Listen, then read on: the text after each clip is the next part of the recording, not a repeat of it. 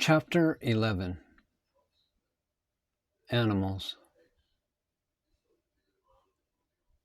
It is held in Hinduism, as expounded for instance by Shankaracharya in his commentary on the Bhagavad Gita, that after death one who has not dissolved the illusion of a separate individuality in realization of identity with the self passes on to a state of heaven or hell according to the good or bad karma, the balance sheet he has accumulated during his earth life, and that after the exhaustion of this harvest time, he again returns to earth, to a high or low birth in conformity with his karma, in order to work out that part of it known as prarabdha, that is to say, the destiny of one lifetime.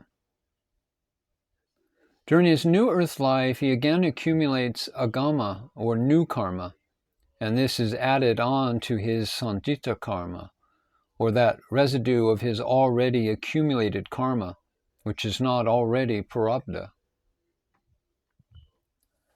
It is commonly held that progress can be made and karma worked off only during a human life. However, Sri Bhagavan has indicated that it is possible for animals also to be working off their karma. In a conversation quoted in this chapter, he said, "We do not know what souls may be tenanting these bodies, and for finishing what part of their unfinished karma they may seek our company." Shankaracharya, the ancient sage, also affirmed that animals can attain liberation. Moreover, one of the Purana stories tells how the sage Jadabharata was assailed while dying by a fleeting thought of his tamed deer, and had to be born again as a deer in order to exercise this last remaining attachment. Sri Bhagavan showed the same consideration to the animals whom destiny had brought into contact with him as to the people, and animals were no less attracted to him than people. Already at Gurumurtam, birds and squirrels used to build their nests around him. In those days, devotees supposed that he was as oblivious to the world as he was unattached to it.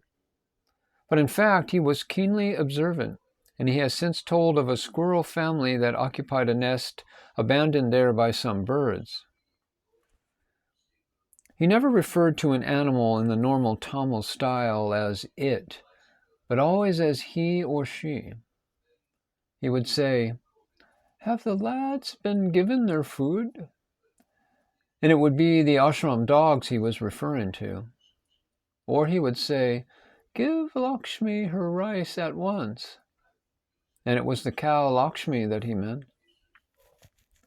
It was a regular ashram rule that at mealtime the dogs were fed first, then any beggars who came, and last the devotees. Knowing Sri Bhagavan's reluctance to accept anything that is not shared by all alike, I was surprised once to see him tasting a mango between meals, and then I saw the reason.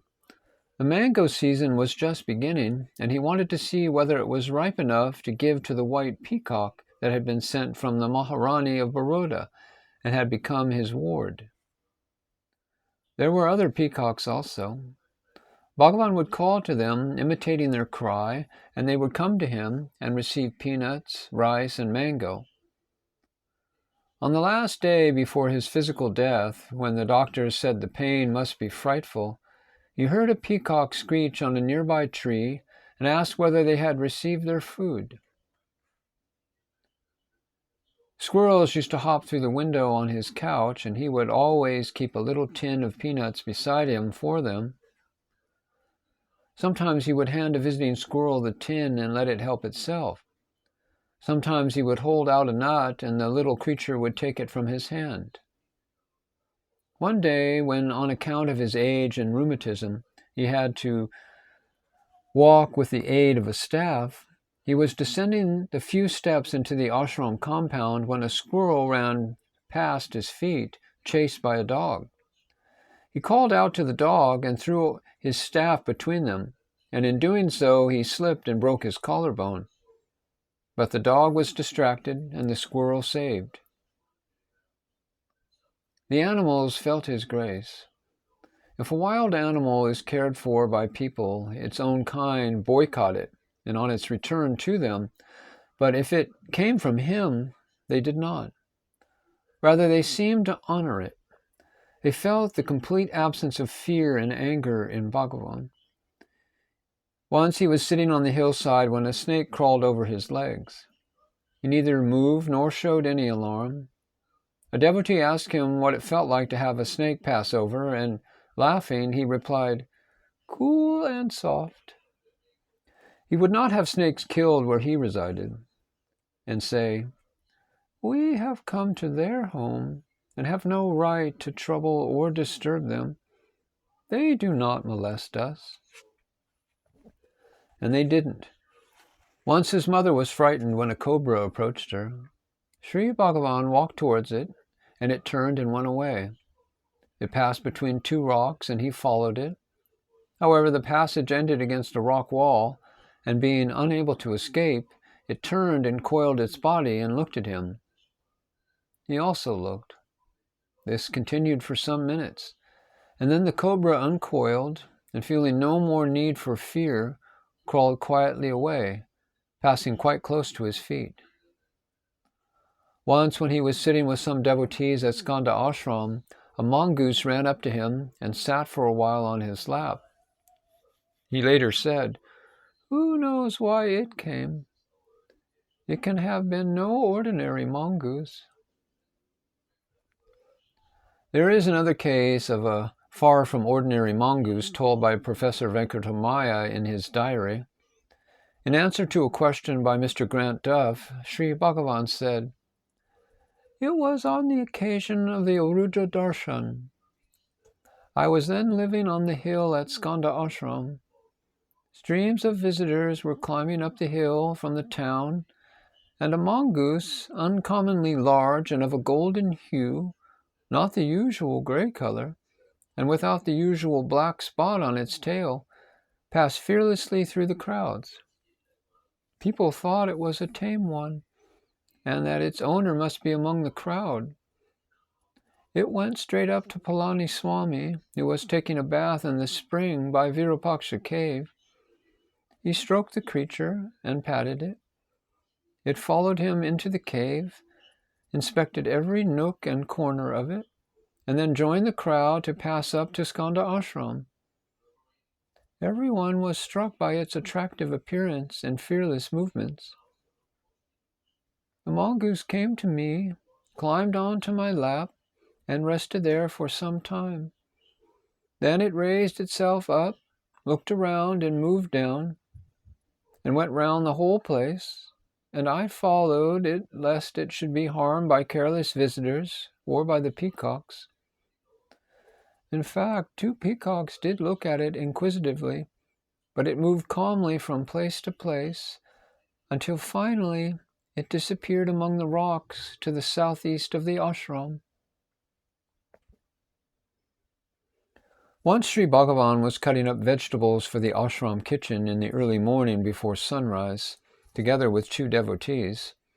One of them, Lakshmana Sharma, had brought his dog with him, a handsome, pure white dog, and it was dashing about in high spirits and refused the food offered to it. And Sri Bhagavan said, "You see what joy he shows? He is a high soul who has taken on this canine form." Professor Venkatramaya has told in his diary of a remarkable case of devotion in the ashram dogs. At that time, in 1924, there were 4 dogs in the ashram. Sri Bhagavan said that they would not accept any food unless he himself had partaken of it.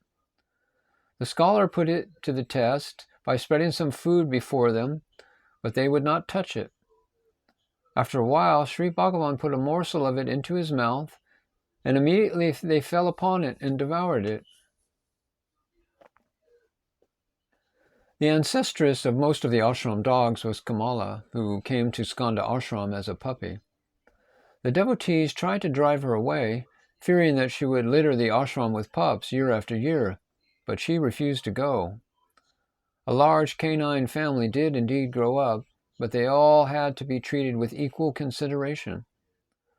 On the occasion of her first delivery, Kamala was given her bath, painted with turmeric, decked with vermilion on the forehead, and given a clean place in the ashram where she remained for 10 days with her pups.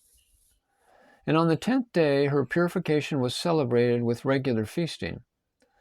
She was an intelligent and serviceable dog. Sri Bhagavan would often depute her to take a newcomer around the hill, saying, "Kamala, take this stranger round." And she would guide him to every image, tank, and shrine round the hill during Pradakshina. One of the most remarkable of the dogs, though not of Kamala's progeny, was Chinna Kurupan, little Blackie. Sri Bhagavan himself has given an account of him, saying, "Chinna Kurupan was pure black all over, whence his name. He was a person of high principles. When we were in Virupaksha cave, something black used to pass us at a distance. We could sometimes see his head peeping over the bushes. His dispassion seemed to be very strong.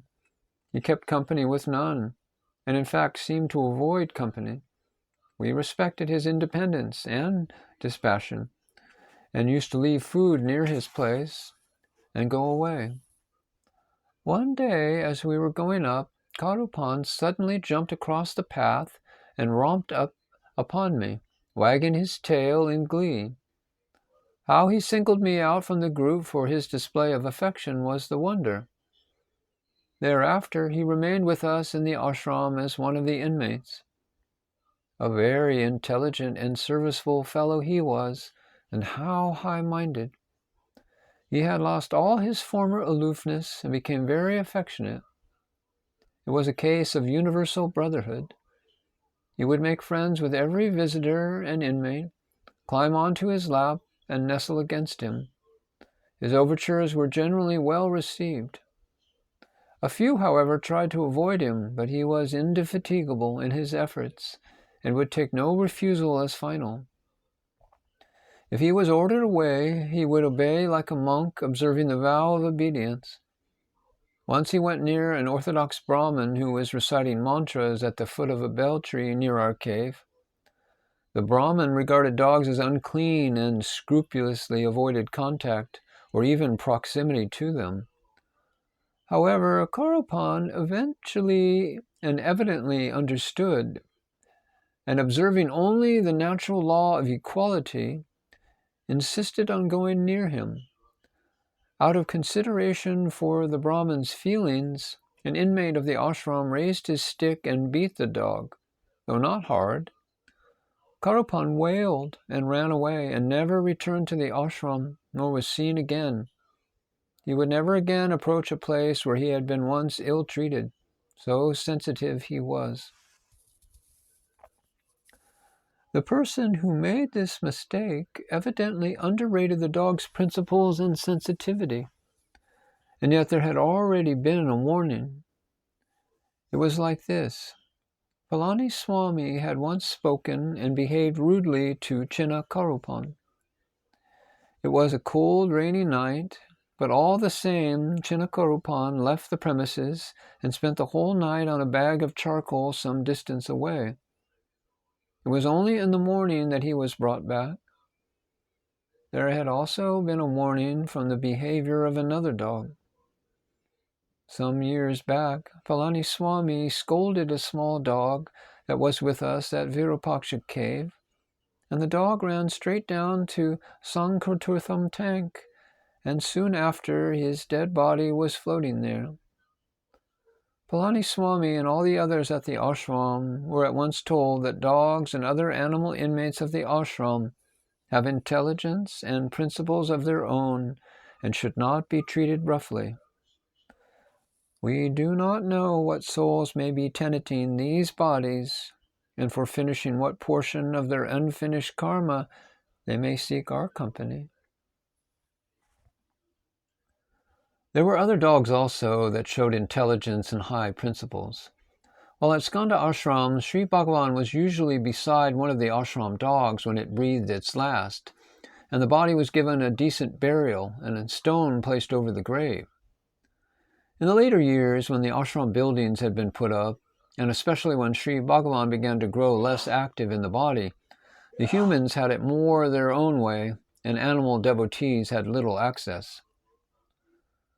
Until the last few years, monkeys still came to the window beside Sri Bhagavan's couch and looked in through the bars. Sometimes one saw monkey mothers with little ones clinging to them, as if to show them to Bhagavan, just as human mothers did. As a sort of compromise, the attendants were allowed to drive them away, but were expected to throw them a banana before doing so. And until he became too infirm, Sri Bhagavan walked on the hill every morning after 7 and every evening at about 5 o'clock. One evening, instead of the usual short walk, he went up to Skanda Ashram. When he did not return at the usual time, some devotees followed him up the hillside. Others gathered in a small cluster, discussing where he had gone, what it meant, and what to do about it, while others sat in the hall waiting. A pair of monkeys came to the hall door, and forgetting their fear of people, stepped inside and looked anxiously at the empty couch. After that, a few years before humans also lost their sight of Sri Bhagavan on earth, the day of the monkeys was finished. The palm leaf roofs outside the hall were extended, making access more difficult for them, and anyway, most of them were taken back to the jungle or captured by the municipality and sent to America to be experimented on.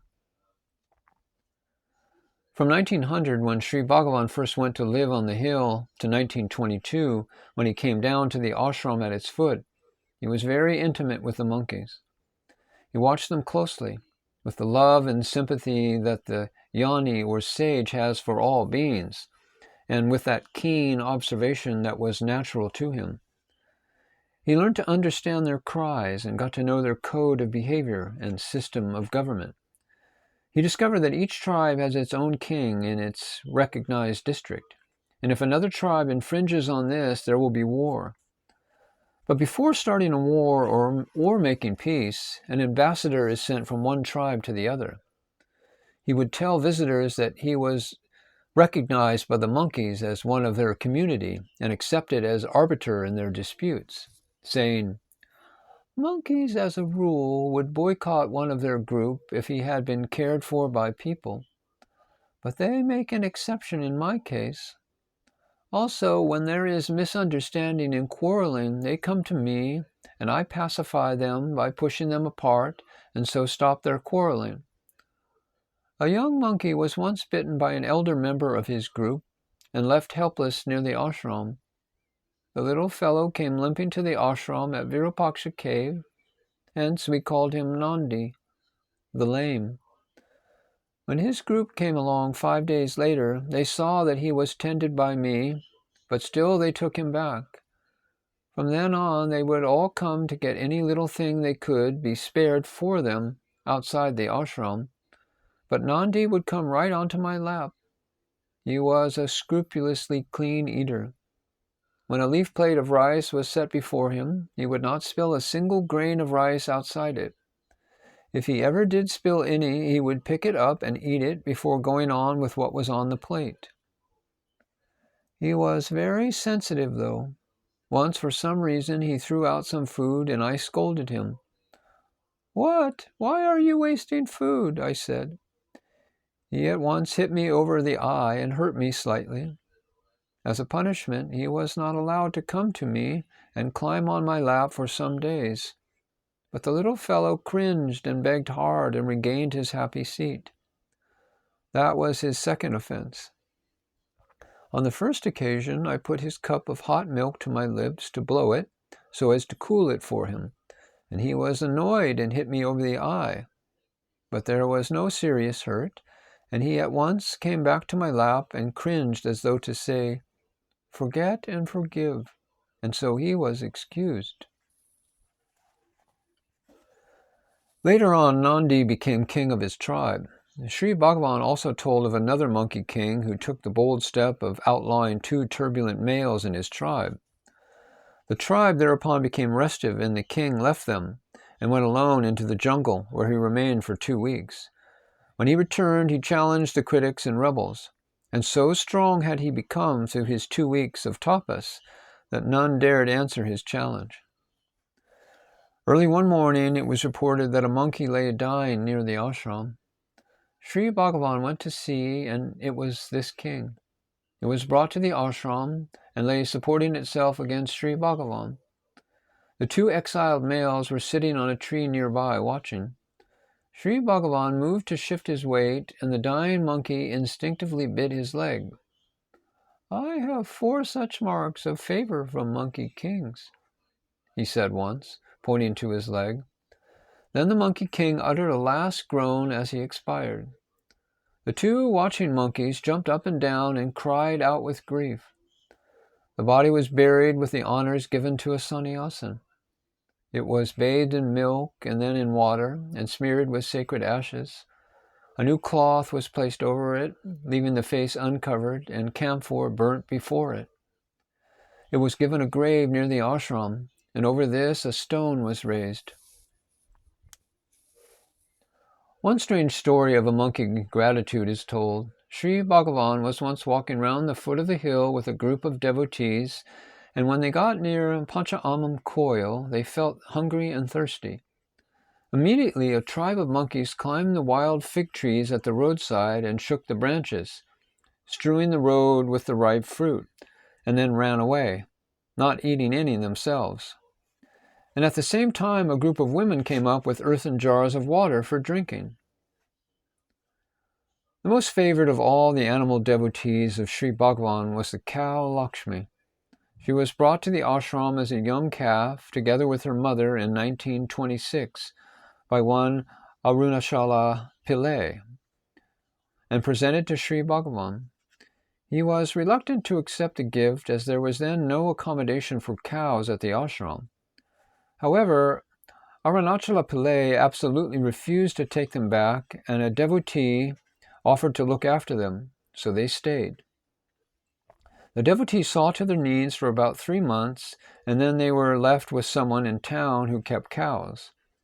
And he kept them for about a year, and then one day came to have darshan of Sri Bhagavan and brought them with him on a visit. The calf seems to have been irresistibly attracted to Sri Bhagavan, and to have noted the way to the ashram, because she returned alone the next day, and from then on came every morning and returned to town only in the evening. Later, when she came to live in the ashram, she would still come to Sri Bhagavan, going straight up to him and taking no notice of anyone else. And Sri Bhagavan would always have bananas or some other delicacy for her. For a long time, she would come to the hall daily at lunchtime to accompany him to the dining hall, and so punctually that if he had been occupied by anything and sat beyond the hour, he would look at the clock when she came in and find that it was time.